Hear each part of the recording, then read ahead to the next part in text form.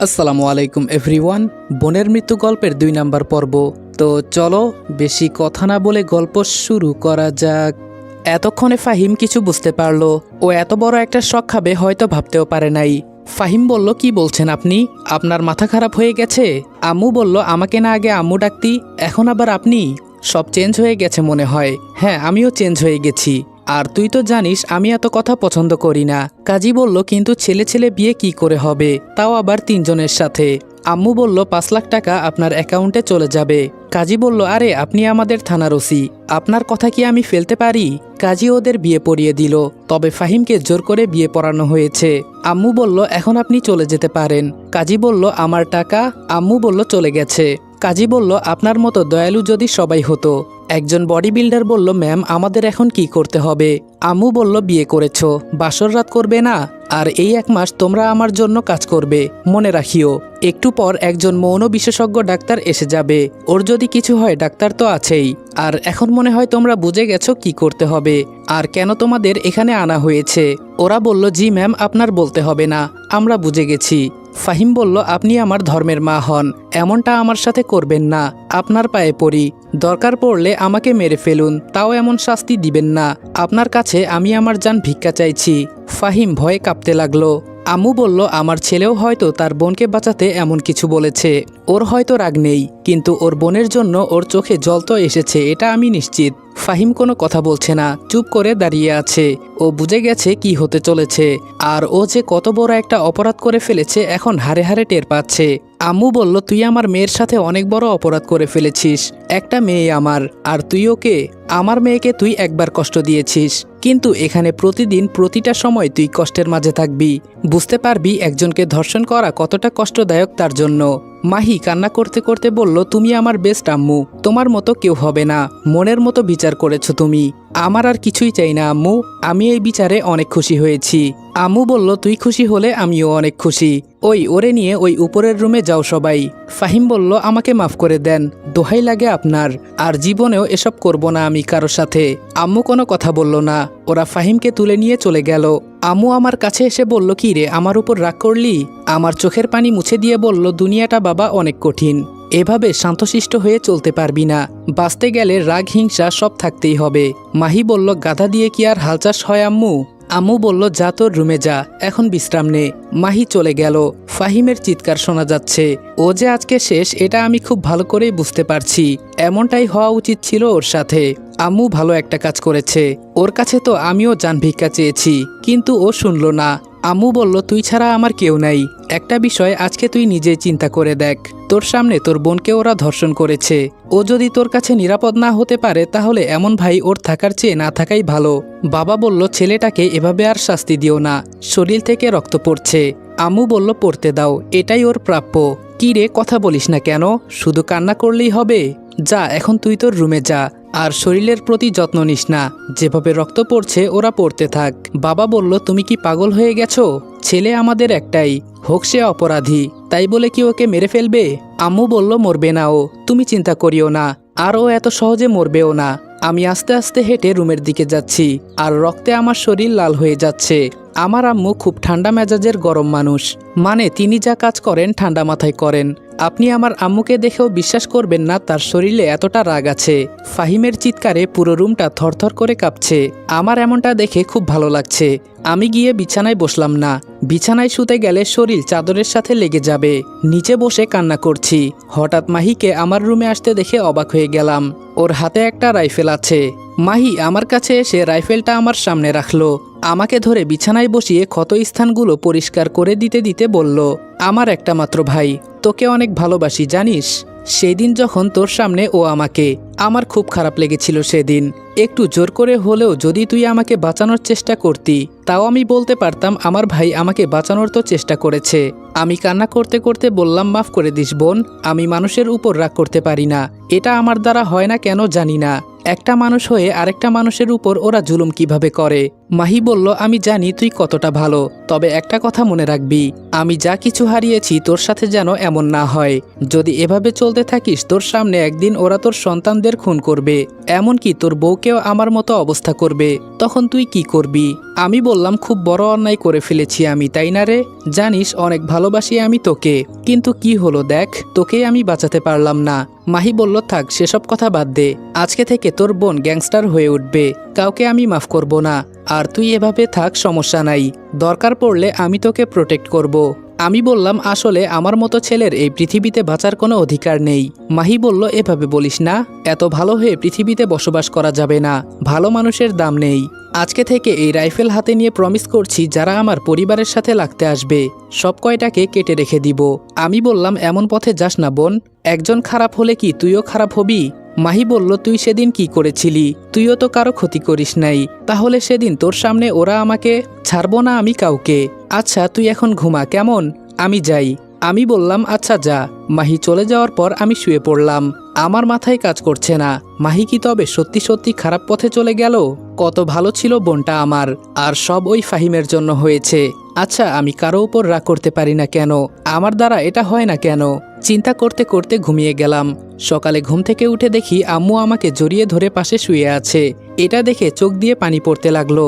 সত্যি মায়ের ভালোবাসার তুলনা হয় না, অথচ কালকে উনি আমাকে রাগের মাথায় কত মেরেছে। আম্মু ঘুম থেকে উঠে দেখে আমি জেগে আছি। আম্মু বলল, শরীরের ব্যথা কমেছে? আমি বললাম, জি আম্মু, অনেকটা সেরে গেছে। আম্মু বলল, কালকের জন্য সরি রে বাবা, তোর অনেক কষ্ট হয়েছে তাই না? আমি বললাম, ভালো করেছো, এমনটা না হলে আমার শিক্ষা হতো না। আম্মু একটা চুমু দিয়ে বলল, যা ফ্রেশ হয়ে টেবিলে গিয়ে বস। এভাবে 4-5 দিন চলে গেল।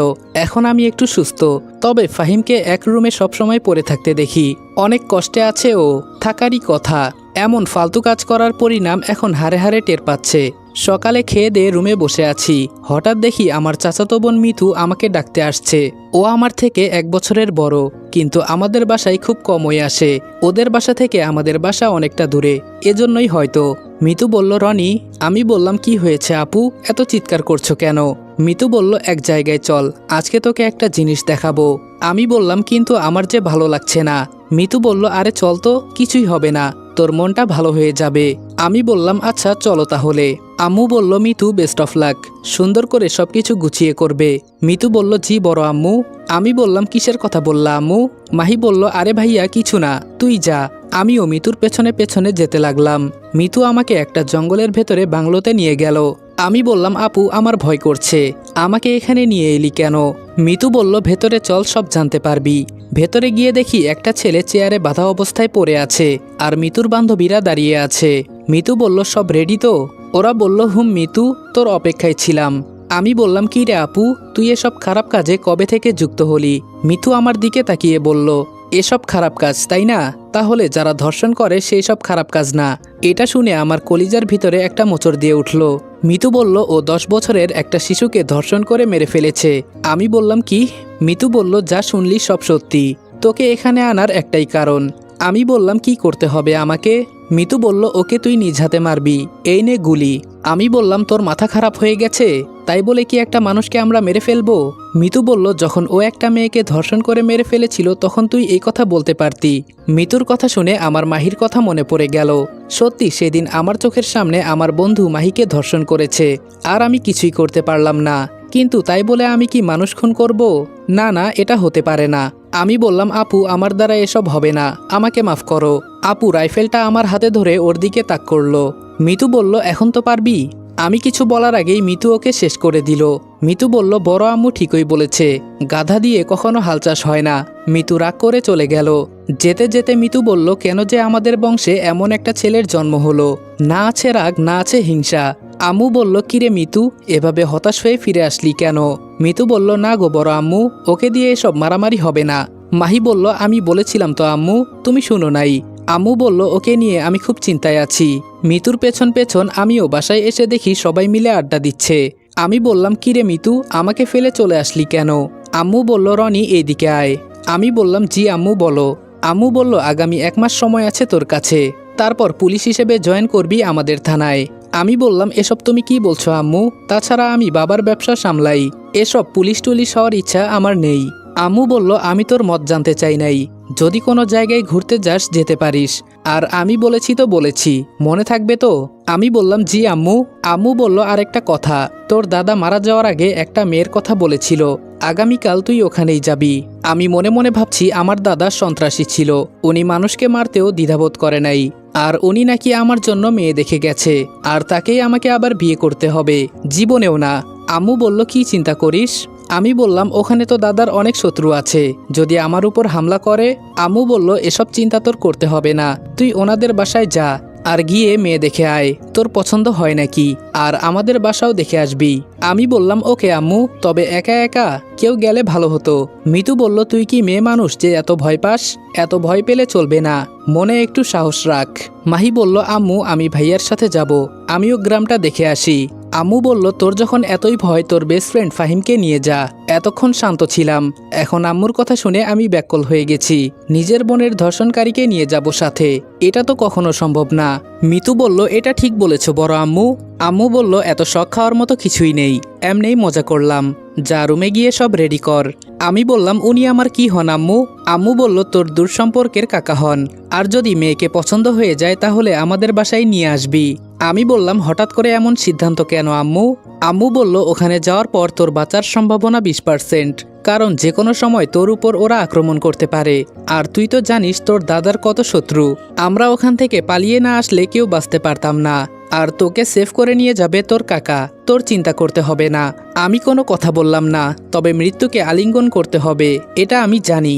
ওখানে গেলে নিজের মৃত্যু নিজের চোখের সামনে দেখতে হবে, এটা আমার বিশ্বাস। তবে আমার আম্মু এক কথার মানুষ, উনি যাই বলেন তাই করেন। আমি রুমে গিয়ে শুয়ে শুয়ে এসব চিন্তা করছি।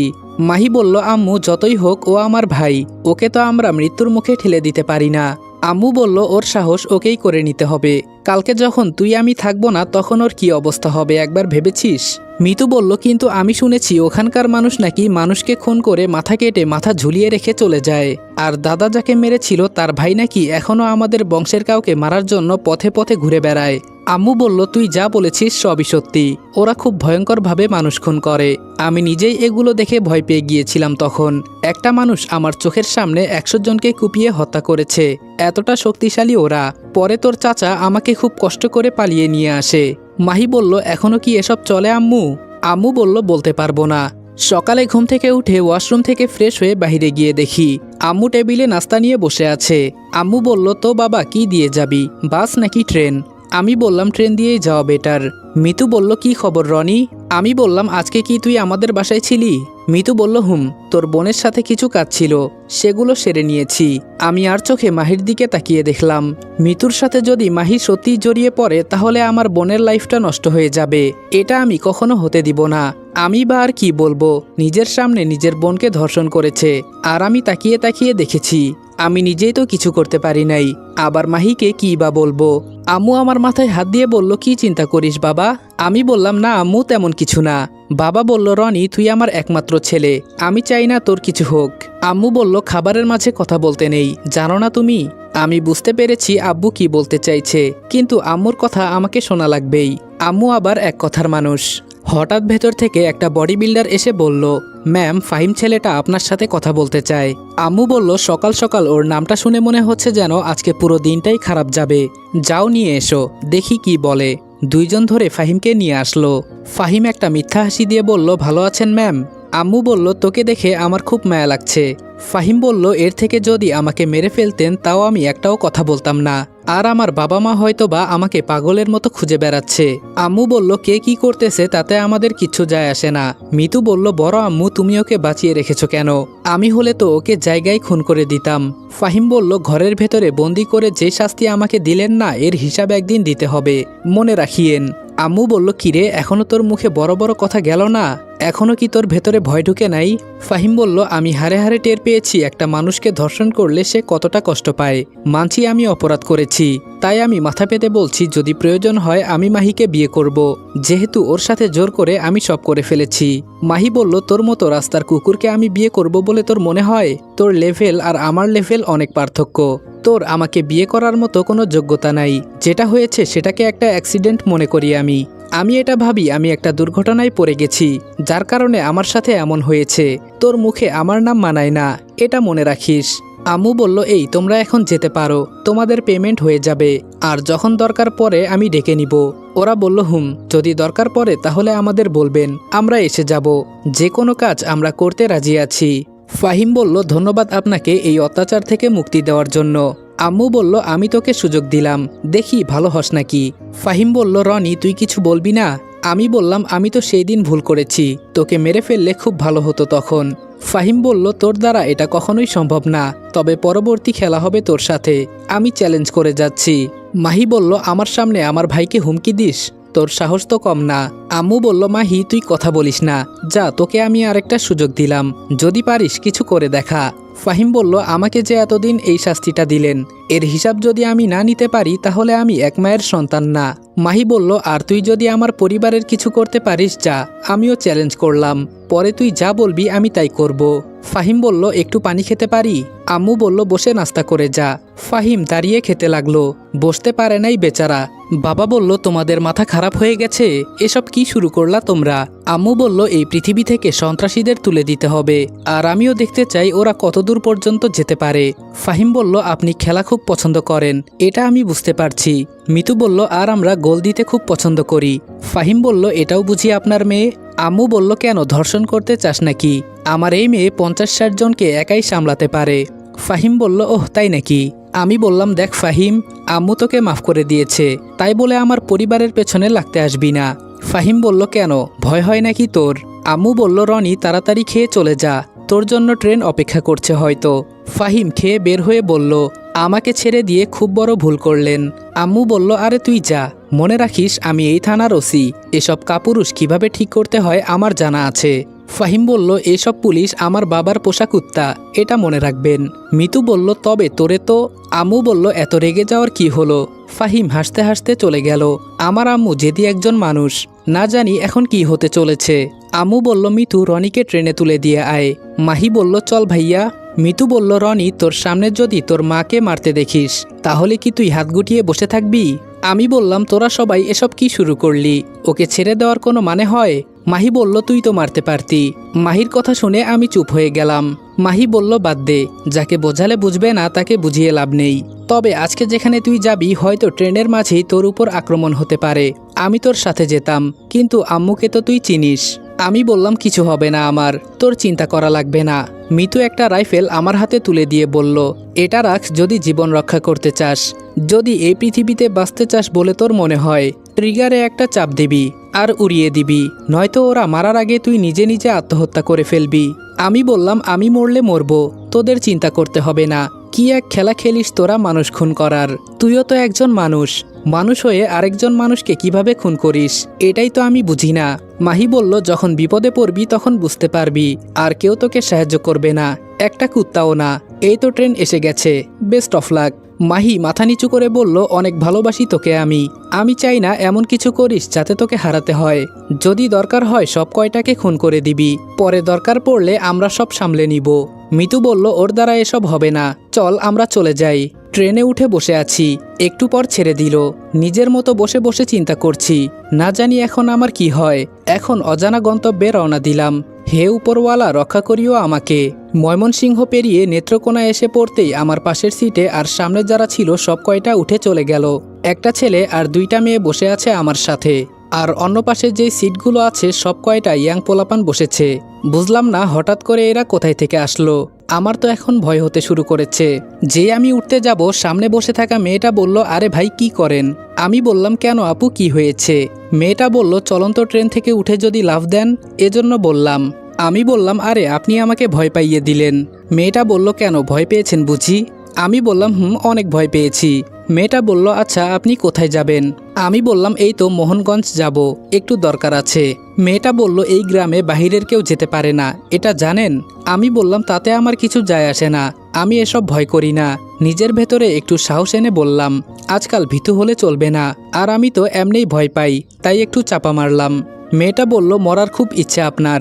আচ্ছা আমি যদি ভুল না করি আপনি কামাল সাহেবের ছেলে তাই না? আমি বললাম, আপনি কিভাবে জানেন এই কথা? মেয়েটা বলল, এই ট্রেনের ভেতরে আজকে আপনাকে মারা হবে, এটা জানেন? এটা বলতেই সব ছেলেগুলো বসা থেকে উঠে আমার কাছে এসে দাঁড়িয়ে গেল। আমি এখন ভয়ে কাঁপতে লাগলাম। ভয়ে ভয়ে বললাম, আপনি কে জানতে পারি? সাথে সাথে মেয়েটা যা বলল তা শুনে আমার কলিজার পানি শুকিয়ে গেছে। আসসালামু আলাইকুম এভরিওয়ান। বোনের মৃত্যু গল্পের দ্বিতীয় পর্ব এখানে শেষ করলাম। যদি ভিডিওটা ভালো লাগে তাহলে উড়াধুরা লাইক, কমেন্ট এবং শেয়ার করে দিও। আর ভিডিওটা ইউটিউব থেকে দেখলে অবশ্যই চ্যানেলটা সাবস্ক্রাইব করে দিবা। আর যদি ফেসবুক পেজ থেকে দেখো তাহলে অবশ্যই পেজটা ফলো করে দিও। তো দেখা হচ্ছে নেক্সট ভিডিওতে। ততক্ষণ ভালো থাকবা, সুস্থ থাকবা। আল্লাহ হাফেজ।